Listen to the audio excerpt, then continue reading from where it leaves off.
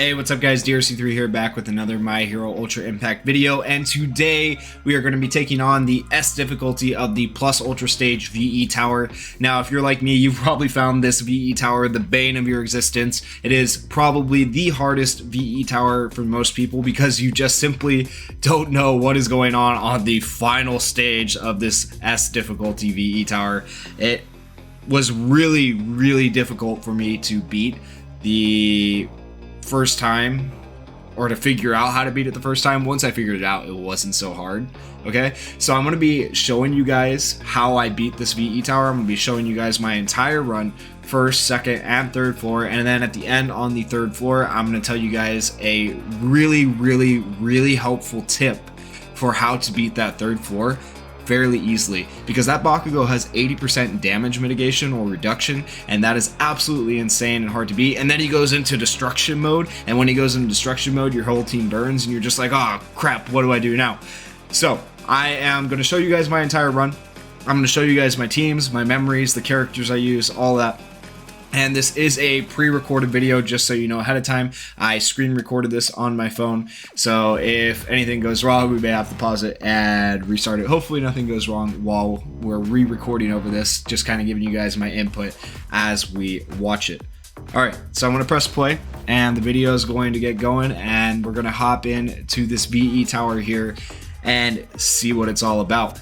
And you'll see that I choose the S difficulty, and I'm going to flip through right here and show you that on the third floor, I have not actually cleared the third floor at this point in the video. So this will be my first time clearing the third floor. This is my team for the first floor. I do use this Kaminari here, and a lot of people tell you this Kaminari's trash, don't invest in him, he's worse than an SR character, blah blah blah blah blah blah blah blah blah. And I've done a showcase on this Kaminari, I've talked him up in so many videos, and right here you're going to see why he is so good, because he is a plus ultra spammer, and that's exactly what you need for this stage. Now unfortunately he does end up hurting our teammates, and probably that's what ends up getting some of our teammates killed earlier on in this first floor. I will admit we lose I think Midoriya here by the end of the stage because of the extra damage Kaminari's done. Kaminari doesn't necessarily kill him, but Midoriya does die just from lack of health, and so it'd be better. What I'd recommend is running this Kaminari, but run him with like an Uraraka or a Yayurozo or an Ajire or a healer of some sort, and that'll kind of take the burden off of hitting your team, and you won't have to worry about it so much. And so I did run a full destruction team here of UA students because our enemy is yellow type, and these are the main destruction units I have besides villains, and I wanted to run villains on the second floor mainly. This Kaminari is really good because he can paralyze on top of being a plus ultra spammer. Unfortunately in this run we didn't get a lot of paralyzations, but if you can see he has another plus ultra again already. But if he gets enough of his paralyzes off, you know, you can easily get through this stage with enough ailments, enough crits and stuff like that for a high score if you needed a high score. I don't think they're ever gonna go, maybe they will, I don't, to my knowledge they haven't gone back to a previous VE Tower and done like a ranking like they are right now for the Life Tower, but maybe that'd be nice for them to do for like global, because you know global wasn't around when those towers initially came out. Give us some ranking for these so we can try and see how we do, compete against each other for some gems, things like that. So this might help you if there's ever a ranking. I know that like the Academia stage right now, a lot of people are going back and watching my previous Academia run because they need to clear the mission for Mineta with Mineta on their team, and I know that's helped some people, even though I didn't run that run with Mineta specifically because I did that run a while ago. So hopefully, if you're watching this for tower challenges or things like that, this can help you in some way, shape, or form. That is my goal. But here's my recommendation for the first floor. Get a Kaminari or a plus ultra spammer. Kaminari is the best destruction plus ultra spammer, and a healer.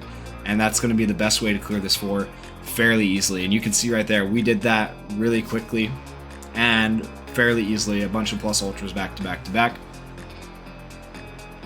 And we got our 60 VE Tower coins or gems or whatever you call those. And 2,291 points is not terrible. And in this one we're going to be going against Yellow Shigaraki. He's modeled kind of like the red Shigaraki, the playable version one in the game. And so when he plus ultras, he plus ultras all. And that can be kind of scary for a lot of people. And so I did choose to bring an all destruction team here as well. once again, I recommend my recommendation would probably be bring the green Uraraka, because she can create dodge for your team. So when you see this Shigaraki is about to plus ultra your entire team, she can give your team dodge. But even when he plus ultras my entire team here, it's not a big deal, because I have All For One and I had Dabi decreasing his attack and power and crit. As you can see right there at the top, he's debuffed. So I'm not that worried about how hard he attacks.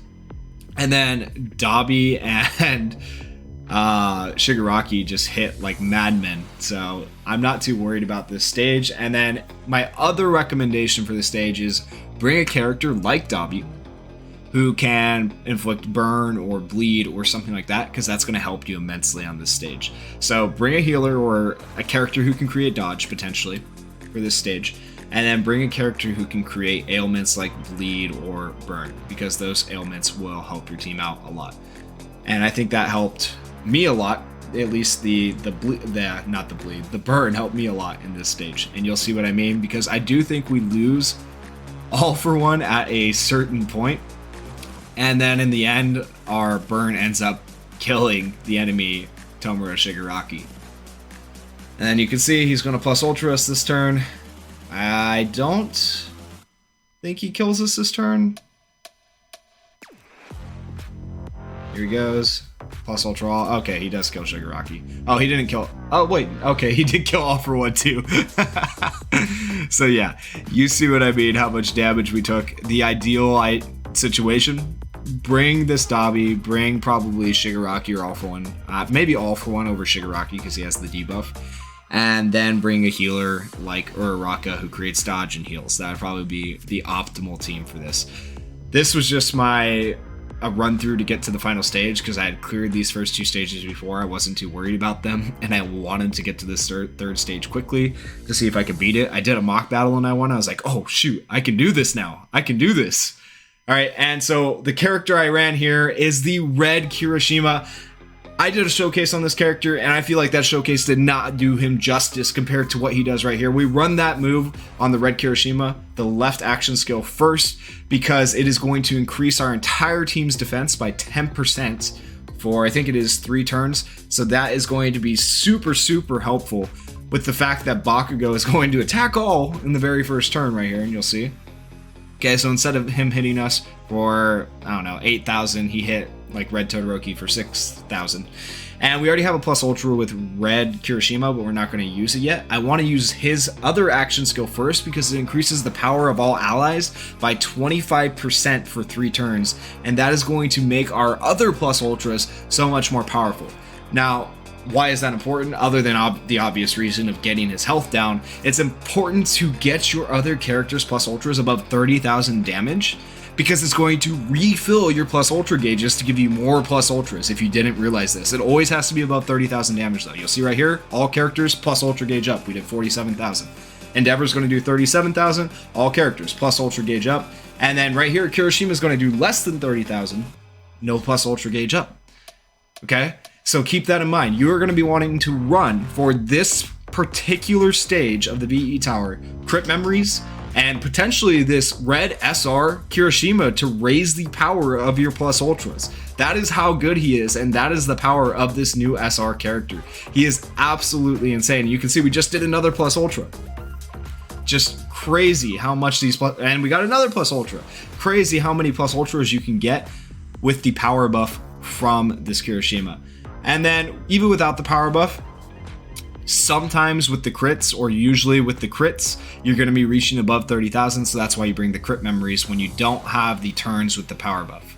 Okay, so that's why you'll see us still hitting above 30,000, is because we do have those crit memories.